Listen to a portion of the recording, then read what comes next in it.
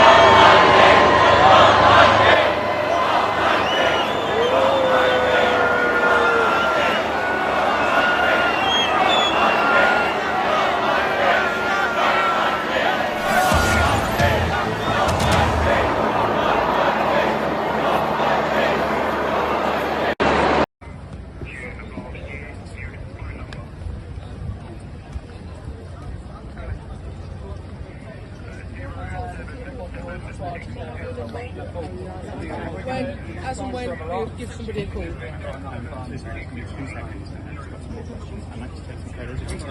Photos of which, sorry?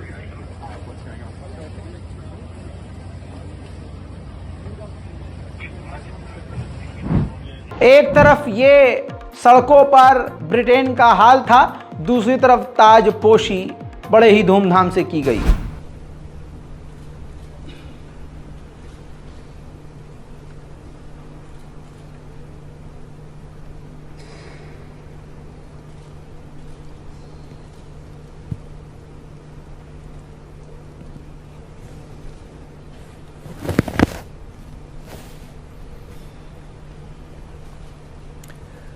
God save the king! दोस्तों, इतना ही नहीं, इसी दिन ब्रिटेन की वायुसेना ने अपनी पूरी ताकत दिखाई। तमाम खतरनाक एयरक्राफ्ट को आसमान में देखा गया।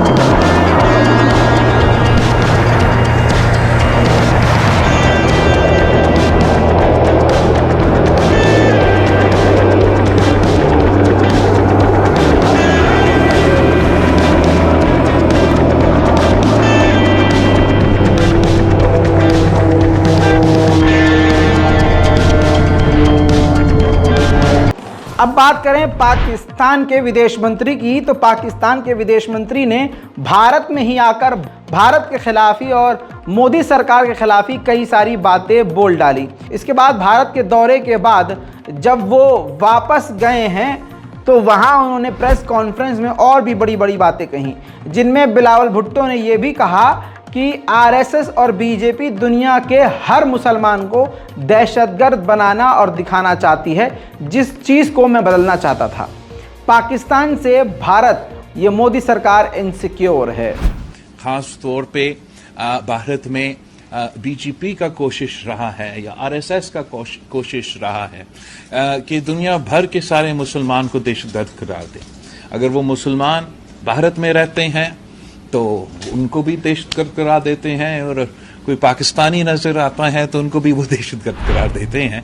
उस मिथ को यकीन मानिए पाकिस्तान में बहुत बड़ा कुछ होने वाला है और बहुत कुछ चल रहा है।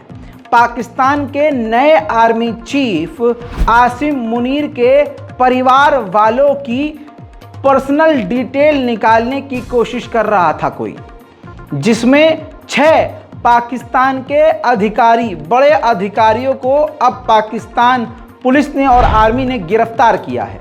उधर दोस्तों कॉन्गो जो अफ्रीका का देश है, 176 लोगों की मौत अब तक बाढ़ की वजह से हो चुकी है। हजारों लोग अभी भी बेघर हैं और कई लोगों के परिवार वाले अभी भी गायब हैं। 11 केवल बच्चों की मौत हो चुकी है और अभी कॉन्गो पूरी तरह से बाढ़ में डूबा हुआ है।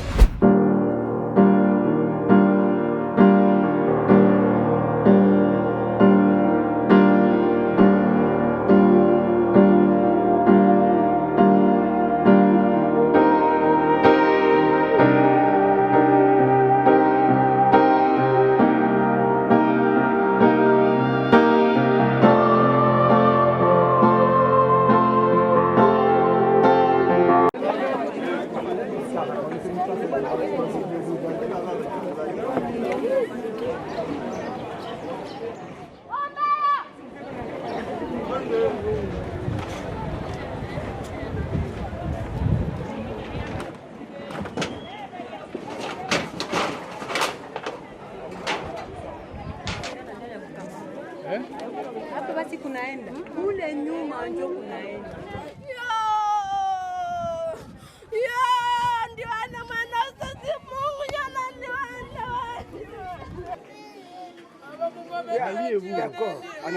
lakini mimi जैसा मैं आपको समझा चुका हूं, अमेरिका इतना अमीर इसलिए है क्योंकि अमेरिका की 90% कमाई जो है पूरे देश की हथियार बेचने की वजह से, हथियार बेचकर वो पैसा कमाता है।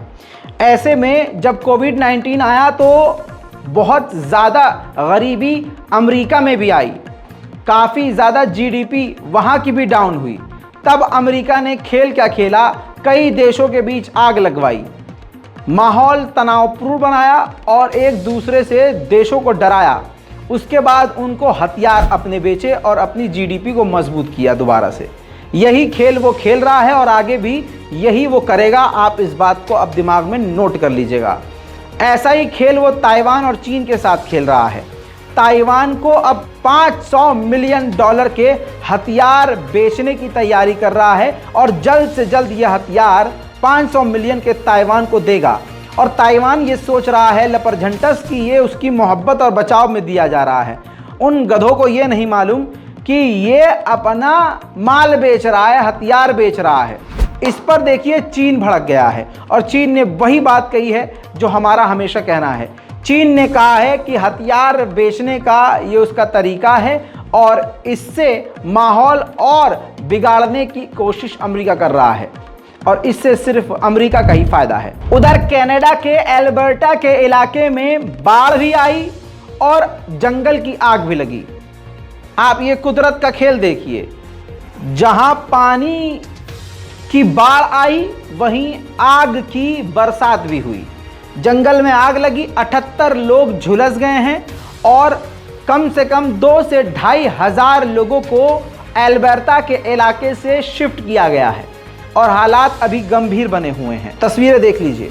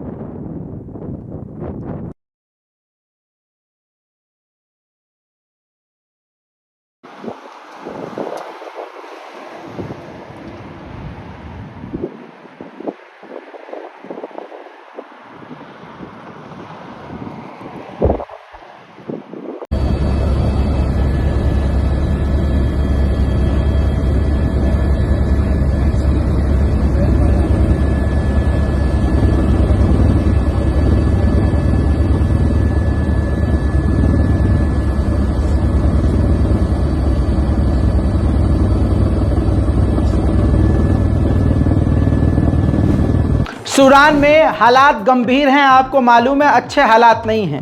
तो अब सऊदी अरब में सूडान, अमेरिका और सऊदी अरब मिलकर सूडान के हालात को ठीक करने की और सीज फायर की यानी हमलों को रोकने की बातचीत कर रहे हैं। उधर दोस्तों चीन को डराने के लिए साउथ कोरिया और अमेरिका साउथ कोरिया में ही ज़बरदस्त ड्रिल कर रहे थे जिससे वो अपना भौकाल जमा सकें, लेकिन शायद अमेरिका को और साउथ कोरिया को जलील होना था। इसी वजह से साउथ कोरिया का F-16 विमान क्रैश हो गया। वो तो गनीमत रही कि सही वक्त पर पायलट ने अपने आप को इजेक्ट कर लिया था तो पायलट बच गया, लेकिन तस्वीर आपके सामने है जिससे अमेरिका और साउथ कोरिया एक बार फिर से जलील हो रहे हैं। 탈출에 무사한 상황이고 미사일 등은 탑재되지 않아 현재까지 확인된 민간인 피해도 없는 것으로 전해졌습니다. 주한미군은 이 전투기가 통상적인 훈련 중이었다며 정확한 사고 원인을 조사하고 있다고 밝혔습니다. उधर अमेरिका में भी खतरनाक लेवल का रेसिज्म है। एक बार फिर से एक ब्लैक व्यक्ति को, काले व्यक्ति को, अफ्रीकी व्यक्ति को सबवे के अंदर गला घोंटकर मार दिया गया, जिसके बाद वहां ब्लैक लिव्स मैटर जैसा बड़ा खतरनाक प्रदर्शन एक बार फिर से अमेरिका की सड़कों पर शुरू हो चुका है।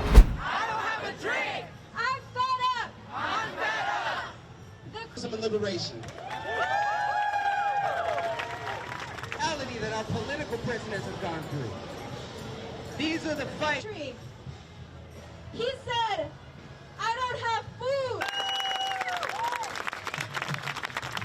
In the street and killed by the police. You can be sleeping and killed by the police. That is criminal. Being poor is not a crime. Alone, shambling down subway. Martin Neely was a victim of brutality. We need a new system. Is that right? दोस्तों ये थी दुनिया की वो बड़ी बड़ी खबरें जिनको गोदी मीडिया खबर दिखाएगा कम, एडवर्टीजमेंट दिखाएगा ज़्यादा। 2 मिनट की खबर के लिए वो एक लाइन को 10 बार बोलेंगे और वो इस लाइन को, इस खबर को बताने के बाद 4 मिनट और 5 मिनट का ऐड दिखा देंगे। इस वजह से आपसे कहता हूं कि अपने वक्त की कीमत को समझिए और रज़ा ग्राफिक चैनल को सब्सक्राइब कीजिए।